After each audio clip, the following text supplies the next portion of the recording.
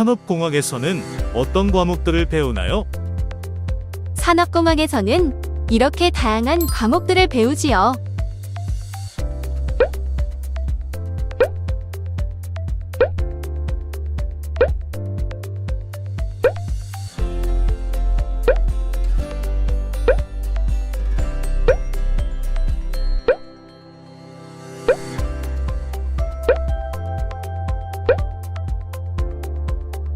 이외에도 여러 분야에서 과학적 의사결정을 지원하는 과목들을 배웁니다. 그래서 산업공학은 실제 어떻게 활용되나요? 산업공학은 주로 최적화 과정을 통해 생산 공정이나 물류, 품질을 관리하는 역할을 해왔어요. 예를 들어, 기계를 어떻게 배치해야 최적의 생산량을 낼 수 있을까? 어떻게 하면 다음날 새벽까지 택배를 도착하게 할 수 있을까? 같은 문제를 해결하기 위해서요.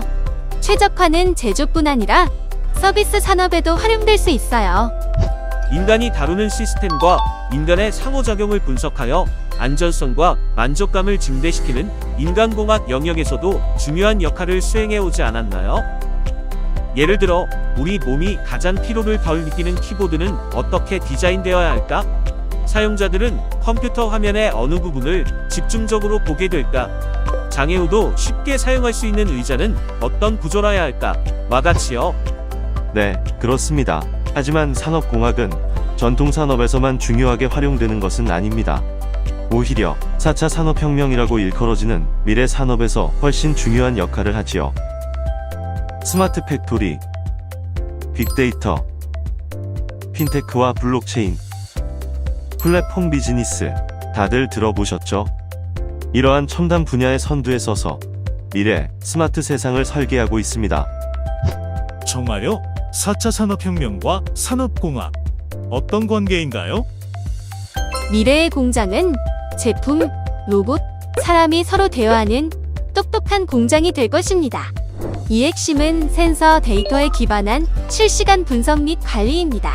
모든 과정을 디지털화하여 똑똑한 공장을 만들고 있죠. 산업공학의 전통적인 연구 분야인 생산관리, 품질관리, 물류관리의 데이터 마이닝 및 정보 경영이 결합되면서 스마트 팩토리를 만들고 있습니다. 일상생활 속에서 우리는 매일 엄청난 양의 데이터를 생성하고 있습니다. 이러한 데이터는 목적지까지의 최단 거리, 최소 시간 거리와 같이 우리가 정확한 판단을 내리고 새로운 아이디어를 만들어 내도록 안내합니다. 산업공학의 핵심 이론인 최적화, 통계학은 머신러닝과 딥러닝 이론의 근간을 이루는 주요한 학문입니다. 데이터 마이닝은 오래전부터 산업공학의 주요 연구 분야로 성장해왔으며 현재는 빅데이터 시대를 선도하며 데이터 기반 의사결정을 지원합니다.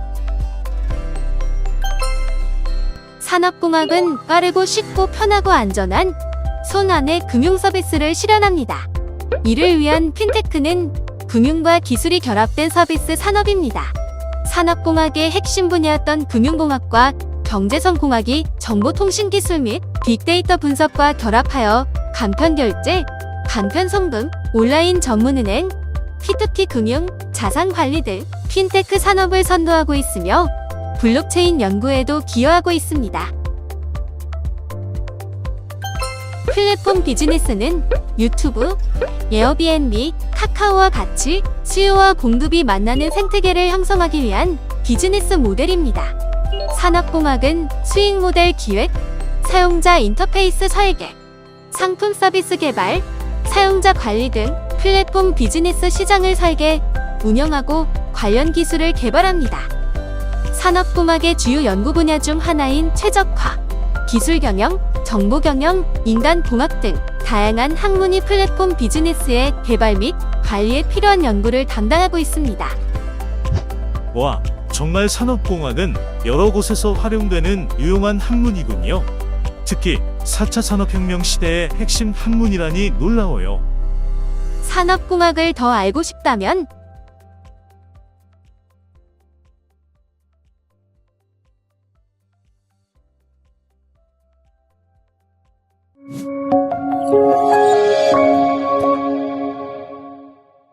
요즘 스마트폰, 태블릿 등으로 영상을 많이 보게 되는데 어떤 영상을 검색하면 비슷한 영상이 계속 추천되는 것을 알 수 있습니다. 내 계정에 보이는 콘텐츠가 다른 사용자에게 제공되는 콘텐츠와 다를 수 있고 연령대와 성별 등의 영향을 받을 수 있습니다. 산업공학에서 다루는 빅데이터와 인공지능 기술로 개인 맞춤형 콘텐츠 제공이 가능해진 것입니다. 이에 대해 더 살펴보도록 합시다. 추천 시스템은 데이터 기반 분석을 통해 콘텐츠를 추천하게 되고 여러 SNS 플랫폼, 온라인 쇼핑몰 등이 사용자에게 얼마나 효과적으로 콘텐츠 상품을 추천하는지는 추천 시스템의 성능에 달려있다고 할 수 있습니다. 추천 시스템은 빅데이터 분석을 통해 각 사용자의 특성을 파악하게 됩니다. 연령대와 관심사처럼 사용자가 직접 입력하는 정보도 있지만 재생시간, 검색 빈도, 검색 키워드 등 사용 패턴을 수집한 데이터도 사용됩니다. 모든 사용자의 특성을 분석한 결과를 활용하면 특성이 비슷한 사용자들끼리 군집을 구성할 수 있습니다. 중요한 특성을 추출하여 사용자를 충분히 파악할수록 유의미한 군집 구성이 가능해집니다. 이렇게 군집을 구성하면 동일한 군집에 속한 사용자들은 유사한 특성을 갖고 있으므로 비슷한 영상을 좋아할 것이라고 추론할 수 있습니다. 예를 들어 나와 같은 군집에 속한 사용자들이 대부분 어떤 콘텐츠를 좋아했다면 나에게 그 콘텐츠를 추천해주는 것입니다.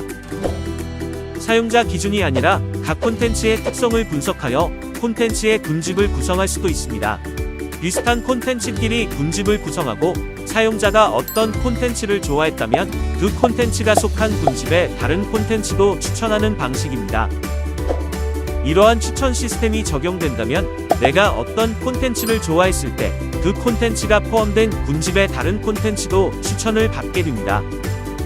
실제로 적용되는 추천 시스템은 정교한 유사도 분석을 통해 추천을 하게 되고 딥러닝도 활용됩니다. 최근에는 유튜브 재생 시간의 60%, 넷플릭스 영화 시청의 75%, 구글 플레이 앱 다운로드의 35%가 추천을 통한 사용자 경험이라고 합니다. 개인 맞춤형 사용자 경험을 위해 추천 시스템은 이미 중요한 역할을 하고 있으며 산업공학의 빅데이터 수집과 분석 기술이 발전하면서 더욱 활용도가 높아질 것으로 기대됩니다. 산업공학을 더 알고 싶다면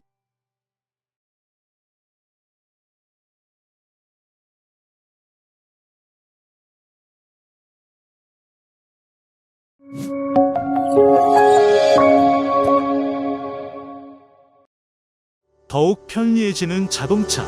그 아이디어는 어디에서 나온 걸까? 10년 전 자동차와 지금의 자동차, 그리고 미래의 자동차를 생각해보면 어떤가요? 자동차는 인간이 더 쉽고 편리하고 안전하게 사용할 수 있도록 진화해 왔습니다. 이때 인간의 특성을 공학적으로 분석하여 더 나은 자동차를 설계하는데 기여해온 학문이 산업공학, 그 중에서도 인간공학입니다. 예를 들어 사용자의 신체를 고려하였을 때 가장 편안하게 느끼는 자동차 시트의 형태가 무엇인지, 사용자들이 고급스럽게 평가하는 차량 내부 인테리어는 무엇인지, 운전자가 주행 중 원하는 기능을 편리하게 사용하려면 자동차 대시보드의 디스플레이가 어떻게 되어야 하는지 등을 결정하는 것이지요. 운전 중 내비게이션을 보게 되면 시선을 빼앗겨 사고의 위험이 높아지기 때문에 운전에 필요한 정보를 정면 유리에 표시하여 사고의 위험을 낮추는 헤드업 디스플레이도 인간공학 개념이 들어가 있는 설계입니다. 그런데 헤드업 디스플레이에 너무 많은 정보가 표시되면 오히려 중요한 정보를 놓치거나 시야를 방해할 수도 있겠죠? 헤드업 디스플레이에 표시할 적절한 수준의 정보를 결정하는 것도 인간공학에서 다루는 문제입니다. 인간 중심의 기술 개발을 위해 산업공학에 뿌리를 둔 인간공학은 더욱 중요해지고 있습니다. 산업공학을 더 알고 싶다면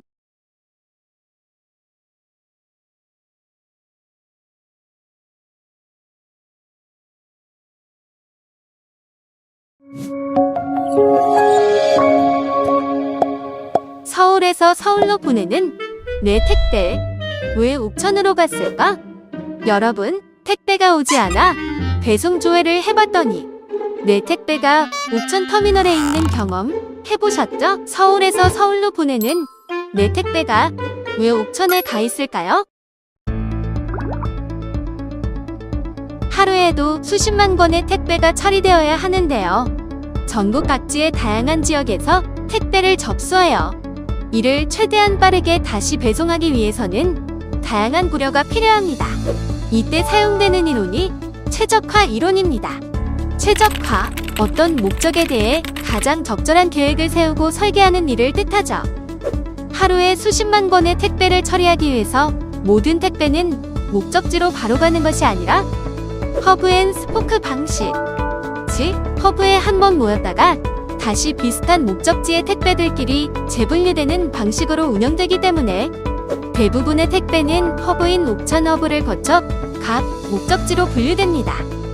최적화된 택배 배송을 위해 물류 창고의 위치, 배송 허브, 최단 경로 계산, 배송기사 관리 등을 분석하고 이를 바탕으로 최적의 해답을 찾는 분야가 바로 산업공학의 핵심 연구 분야인 최적화입니다. 이렇듯 우리가 매일 받는 택배 속에서도 산업공학의 최적화가 숨어 있습니다. 산업공학을 더 알고 싶다면